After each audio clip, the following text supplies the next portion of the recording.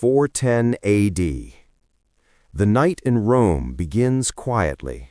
No siege, no battle cries, no armies at the gates. The city sleeps, confident in its eternity, as it had for centuries. Then the gates open. No storm, no fighting, just foreign soldiers walk in. At first, they go almost unnoticed. Then a ripple of fear spreads through the streets. Strange voices, clanging weapons, people running.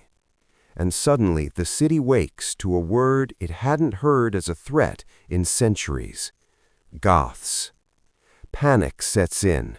Families grabbed, treasures hidden, sacred relics taken. Senators, used to ruling the empire, look for places to hide. Priests run to temples, hoping holy walls will protect them. The city called eternal, a city unbreached for almost 800 years, falls with almost no resistance. And that night, it's not just doors and homes that crumble.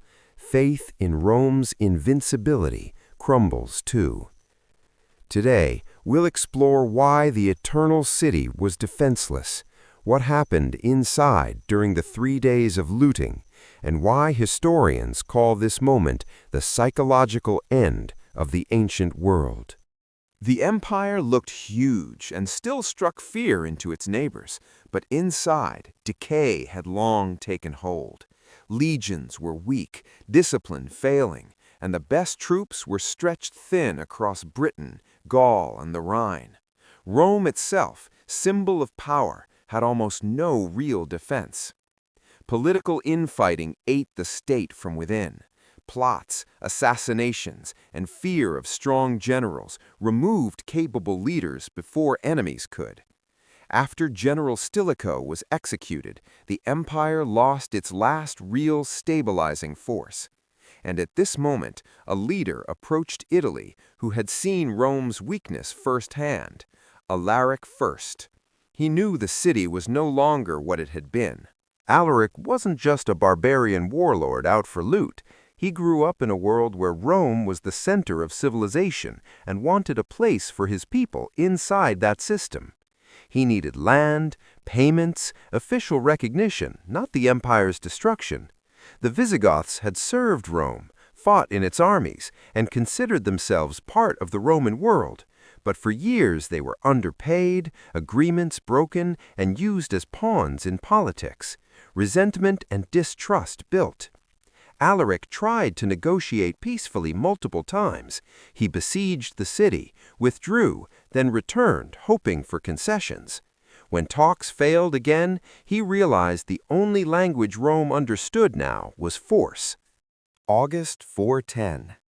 Hunger, fear, and exhaustion gripped the city after months of siege. At night, the gates suddenly open. Historians debate whether it was betrayal from inside or slaves letting the Goths in, but the fact remains, Alaric's army enters without a decisive battle. No heroic defense, no epic last stand. That's what makes it terrifying. Rome, long thought impregnable and unchallenged for almost 800 years, falls quietly and unexpectedly. The city that once dictated the fate of the world finds itself powerless. The next 3 days become a nightmare for its people. The elite's homes are looted, treasures taken, streets filled with screams and running citizens. Many try to hide their families or save what they can. Yet it wasn't total destruction. Alaric ordered Christian churches spared, and thousands of residents found refuge there. This restrained the violence somewhat, and showed the goal wasn't to erase Rome, but to make it yield. Why is this considered the psychological end of the world? Militarily, the empire wasn't destroyed. It would survive for decades. But symbolically, the blow was catastrophic. If Rome itself can fall, nothing is eternal. Contemporaries saw it almost as the end of the world. Writers and theologians struggled to explain why God allowed it and what it meant for civilization's future. From that moment, Rome ceases to be the psychological center of the world. It remains a city, yes, but no longer a symbol of invincibility. Ironically, the conqueror didn't live long after. Within months, Alaric died during a campaign in southern Italy.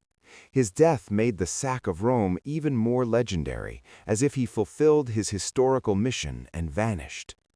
According to legend, he was buried in the riverbed of the Busento, which was temporarily diverted, and all workers were killed to hide the grave. This added a layer of myth to his figure. The Visigoths eventually left Italy and founded a kingdom in Spain. Rome remains standing, but no longer in its former glory, a symbol of the past rather than the present. Rome didn't disappear that night. Its walls remained, streets filled with life again, and the empire continued. But the idea of invincible Rome died there. Sometimes civilizations collapse not with a final blow, but the moment people stop believing in their immortality. After 410, Rome was never again seen as the world's center. It became a reminder that even the greatest empires are mortal. And that's why this night entered history, not as the most destructive siege, but as the moment humanity first realized there are no eternal empires.